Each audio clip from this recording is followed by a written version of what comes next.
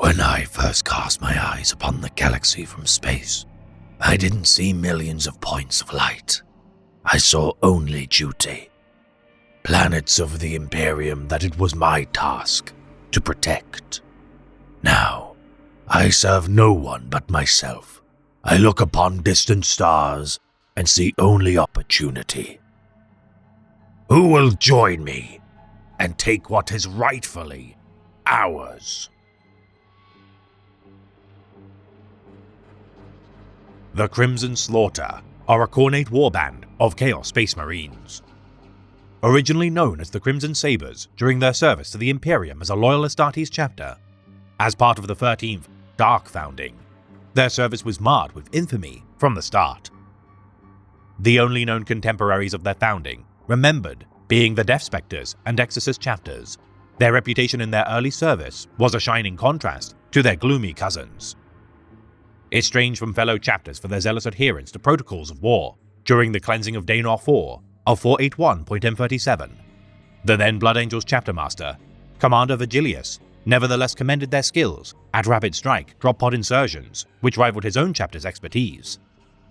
Ultramarine librarian Brother A. Regulus cautioning the Crimson Sabres as overeager to accept avoidable losses of life, their zeal seemingly spurred by their need to match if not surpass his own chapter's legendary pedigree. Their lack of respect given during cooperative fighting alongside the vaunted Dark Angels and Blood Angels during the Amalgamation Schism of 556.M38, a failing which would invite dire consequences. Sundering the Space Hulk designated Amalgamation alongside the Sons of the Lion and Great Angel, the Astartes fought to save a colony vessel of millions of humans trapped in the heart of the colossal ship. Swiftly purging the demon entities within, the Crimson Sabres nonetheless overstepped their authority in challenging one of the interrogator chaplains of the Dark Angels, who had taken a particularly large colonist into his custody. Open hostilities between the chapters subsiding, as the first withdrew before the arrival of the Emperor's Holy Inquisition came to deal with the colonists. The disparaging reports from both the Dark Angels and Blood Angels reaching Holy Terror, the assembled leaders of the Crimson Sabres Sword Council received words of rebuke within their fortress monastery stronghold, the Decavitum. Chapter Master Nigellus, bristling at the remonstration, resolved to make a grand statement to absolve his men of shame, declaring that the Crimson Sabres shall never again fight at the side of any Space Marine chapter and follow orders from the High Lords of Terror alone. Sealing away their past deeds and ties of lineage as Nigellus declared his chapter born anew. Regardless of his efforts, self-doubt began to feed on the Crimson Sabres, as Nigellus forbid any debate on their prior actions, nor mention of the Amalgamation Schism. Meticulously redacting all traces of their ties to their primogenitor as statues, heirlooms, and relic power armor was scoured of markings, features, and trappings. Now unencumbered by shame, the Crimson Sabres sealed away all records within the Sanctum of the Sword, within the tallest tower of the Decavitum, accessible only to senior officers of the chapter. Each chapter master hereafter regarded as intransigents, their efforts to become faultless arbitrators of the paragon ideals of a Space Marine drove the chapter further into extremism. Suppressing the Fawnstad Rebellion of 599.M38, which claimed Master Nigellus' life after 112 years of tenure as their chapter master. Their battle made against Chaos Cultists and Alpha Legion schemers saw to the appointment of Chapter Master Arnok as the Crimson Sabres' new master. His first act as chapter master, sealing the entrances to the archives of their lost path within the Sanctum of the Sword. Arnok's attempts to hide his chapter's imperfection and flaws further estranged them from their duty to the Imperium. Staving off Eldari pirates during the Zobrist War of 613.M38, with aid from the Talon Desert Raiders Regiment of the Astra Militarum, the departure of the self-righteous Crimson Sabres from the system was a moment of relief for the vaunted Mortal Warriors. Defeating the Xenos Fool species during the Dead Star battles of 983.M38, alongside a crusade fleet of the Black Templars, both Astartes chapter masters of their respective creeds came close to fighting an honor duel, until the then leader of the Crimson Sabres, Grylock, declared his findings that such an act was forbidden within the tome of the Codex Astartes. Time and again, the Crimson Sabres strained relations with their allies, whether transhuman or mortal in standing. Their deeds made during the Redemption Crusades of 088.M39, collapse of Bracatoa of 186.M39, and Makarian conquests of 995.M40, tarnishing their otherwise impressive battle record. Eradicating the Thrud species on the frontier world of Nola before freeing the Reductus system from greenskin oppression. Regardless of their many impressive deeds made to humanity, their stain of heresy never faded. Their original homeworld of Rogon, besieged by the demonic invasion from the Space Hulk, the Misery, Dark Age of technology armaments within their fortress monastery detonated, leaving nothing but a burnt husk remaining as they arrived in system reunited from their scattered campaigns. The explosion caused by cyclonic torpedo orbital bombardment of Imperial authorities. The rapid spread of corruption within the Krakatoa system required decisive action to prevent the entire sector from falling into enemy hands. Now truly relieved of the records of their burdensome past, hopeless resentment nevertheless continued to erode the Crimson Sabers' resolve, even despite Imperial authorities bequeathing the chapter a new homeworld to call their own. During 879.M39, upon the planet of Drosh, the chapter settled once more within the Krakatoa system, yet bitterness began to fester in their hearts as their allies refused to aid their calls for supplies and cooperative campaigning.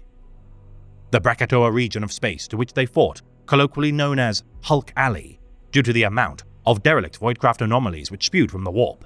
Some scholars speculate the chapter's appointment of the sector to be intentional due to their proclivity to explore such space hulks. Their downfall cemented on the jungle world of Umidia during 928.M41. The Crimson Sabers accepted Vermilion-level messages from the Inquisitor Lord of the Ordo Hereticus, Frederick Koshin. Chapters such as the Hawk Lords, Angels in Carmine, and Dark Angels already deployed to the surface. The Crimson Sabers under the command of the now Chapter Master, Sevastus Cranon, sought to outshine their rivals, especially the haughty Sons of the Lion.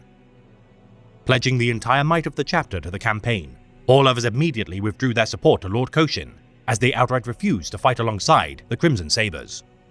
Observing the Umidian people's pagan rituals bearing a strange bird mask as they danced and chanted in praise to their deity, the sight of a single cult leader wearing a suit of grey ceramite power armor was adorned with inquisitorial sigils. A greater demon, seemingly inhabiting the armor of the slain Lord Frederick Koshin, the Crimson Sabers laid waste to the cult of Belefu, purging all mortals in their path, no matter if they bore markings or allegiance to the ruinous powers. Realizing that the peculiar populace were not giving praise to the followers of Tzeentch, but rather celebrating All Saints' Day given sanction from the Adeptus Ministorum, their planetary annihilation of the innocent population was regardless manipulated by the conniving forces of Tzeentch, who fed upon their callous need for violence. Attempting to pursue the demonic entity which had tricked the chapter chief librarian, Zastus Manon, giving chase to the Lord of Change known as Sax Lantar, the demon possessed the chief librarian's body and returned to the chapter, speaking of its own demise. Agents of the Ordo Hereticus, finding no trace of the so-called Balethi cults cited by the chapter, the Inquisition declared the Crimson Sabers at fault for the atrocity, who reeled at the horror inflicted even by the standards of their centuries' calloused hearts. Already well known for their reputation as ruthlessly efficient Astartes, who brooked no diversion from the tenets of the Codex Astartes, their actions on Umidia invited the influence of the Blood God, Khorne, to manifest. Cursed with the screams of the slain, long after departing from the jungle world, the chapter's attempts to silence the torments of their victims continually diminished their acts of mercy and honor in combat.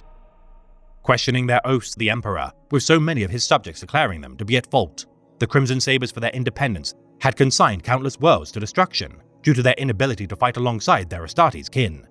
And now, they had committed unforgivable barbarity in his name. Declaring the planet Demetra within proximity to Umidia as contaminated by chaos during 929.M41, their rediscovering of signs of the Belefu cults via the manipulations of Sax Lantar once more preyed upon the Crimson Sabers, their hopes to vindicate their prior actions, perfect kindling to stoke the flames of heresy. Striking Demetra's population centers via rapid strike assaults, the Crimson Sabers systematically eliminated all vestiges of human life with blade, bolter, and orbital bombardment. Drenched in gore as they chased phantoms of their infamy, the voices in their heads began to subside with each kill. Chapter Master Cranon sending his after-action report to Administratum officials, lauding his efforts in purging the world of corruption. The chapter's acts of slaughtering innocents anew, investigated by the Inquisition, their findings resulted in the seizure of their chapter homeworld and destruction of its populace as elements of the Scout Marine Company, alongside their master of recruits, Murdoch, fled. Declared excommunicate traitores by the High Lords of Terror for their actions, the Crimson Sabers fled into the Eye of Terror as they sought to achieve redemption, slaying the enemies of the Imperium within the heart of their domain. Sundering several Chaos warbands during the Renegade Wars of the same year, the Crimson Sabers put low elements of the Black Skulls the Cleaved, Grim Hunters, Tainted Souls, Tatterskulls, Brazgers Fell-Handed, and countless other foes. Pride once more the vice to which the chapter enabled their own corruption. Mutations began to spread within their ranks, following 932.M41. Their survival within the Eye condemning them to serve as another of its pawns, rather than righteous crusaders.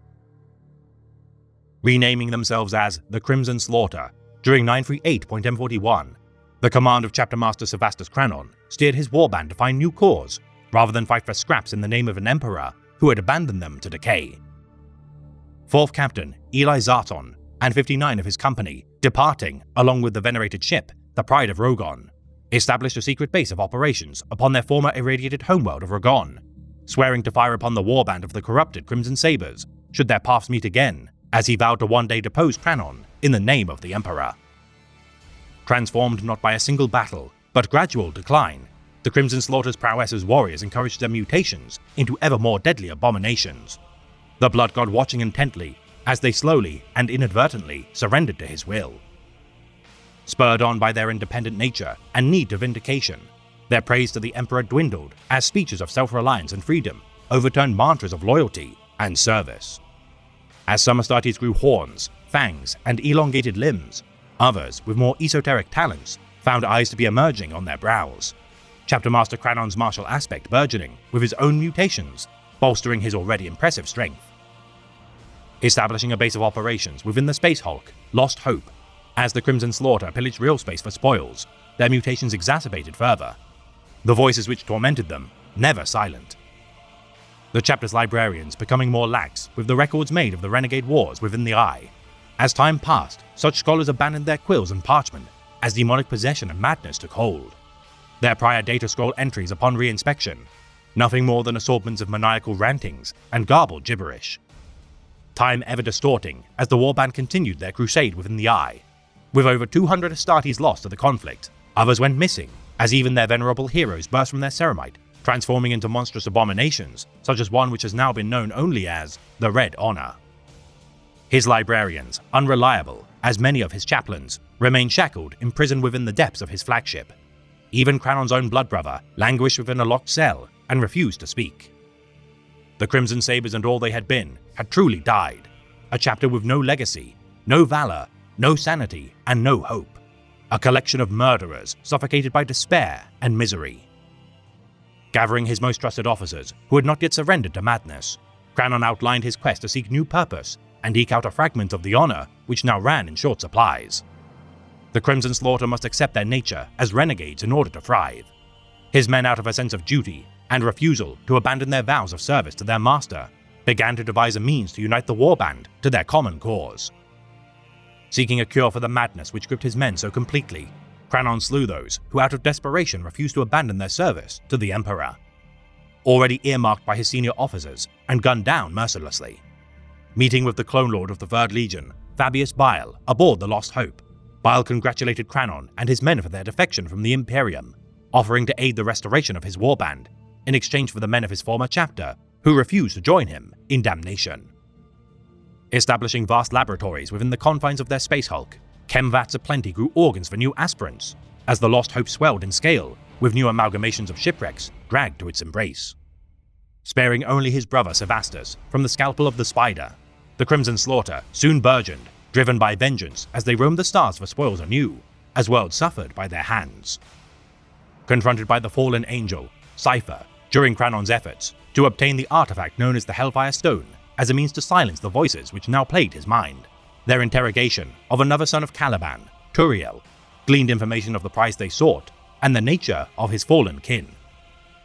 Enraged at the notion that the Dark Angels had fallen from grace, yet eluded persecution for their actions, the Crimson Slaughter put aside their search for the Hellfire Stone for a time, as they sought retribution from the slight incurred during the Amalgamathian Schism.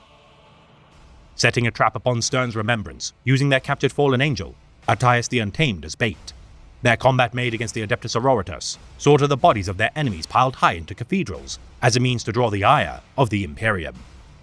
The Dark Angels receiving a telepathic vector message of not only the slaughter, but the name of the fallen angel. The strike cruiser, Pride of Caliban, deployed members of the 5th Company, the Keepers of the Unseen Ritual, led by Master Zadok Isle. the captain of the 5th Company, slain by Crannon's now mutated birth brother, the Hellbrute, Mortis Metallicus. The Crimson Slaughter, now having stated their desires during their ambush, returned to their quest to locate the Hellfire Stone.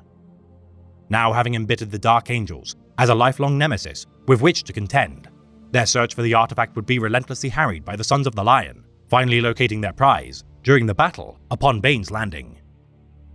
Requiring the sacrifice of a loyalist Space Marine upon an ancient altar to harness the Hellfire Stone's power, victory would be snatched from the Crimson Slaughter as their captive Dark Angel sacrificed his life without aiding their ritual, stalling their efforts until reinforcements drove Crannon and his men from the planet. Returning to the Eye of Terror, having failed in their efforts to free themselves from the voices which plagued their minds. To this day, such hateful sounds barbed with malice burrow deep into their sanity, unless bloodshed in combat brings brief respite. Raiding the Dark Angel stronghold of New Redemption upon the ice world of Newmark. As their warband grew in power, smaller groups of Khornate warriors assimilated into their ranks, drawn by the promise of valuable spoils. Purging the greater demon of Tzeentch, Sax'laan, which had been hiding within the depths of the Lost Hope, though Crannon pondered on the implications that his efforts had been the result of the Changer of Ways manipulations, a new calling beckoned his men. Abaddon the Despoiler's 13th Black Crusade, readying for war, the Despoiler had taken notice of the Crimson Slaughter's expanse of their domains within the Eye of Terror, and dispatched emissaries demanding that Crannon join his calamitous venture. Acceding to the meeting aboard Abaddon's flagship, the Planet Killer, Crannon demanded that the greater demon, Sax'laan, be killed, in exchange for his warband's alliance. Uncharacteristically laughing at such a bold demand, the Despoiler accepted the terms of the Relentless, Abaddon assigning the Crimson Slaughter as among his premier warriors in the battles to come. Enacting shock attacks within the domains of the Cadian Gate, such as Regalis, as Abaddon's Black Legion set Cadia aflame, the Crimson Slaughter harried the only means to safely traverse between the Eye and the Fortress world. The Warband's foremost elite, Drasnik's Ravagers, equipped with the finest war gear available. These equivalents of Terminator squads care not for the lives of their kindred, should their own standing be increased. The possessed of the Crimson Slaughter, harboring one or even several demonic entities within their flesh, these gruesome abominations are endemic within the Warband's ranks, beyond typical levels for most of their contemporaries.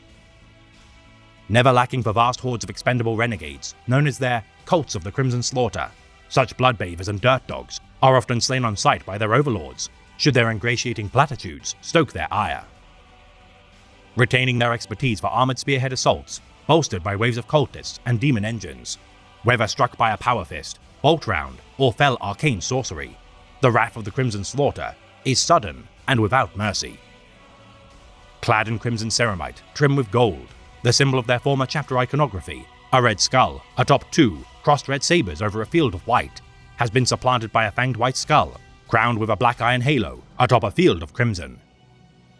Aiding the Diamor campaign to lay low the Blood Angel defenders of this crucial campaign of the 13th Black Crusade, Crannon's efforts to enable the Crimson Path of Abaddon have brought great ruin to the galaxy entire, and his men of the Crimson Slaughter.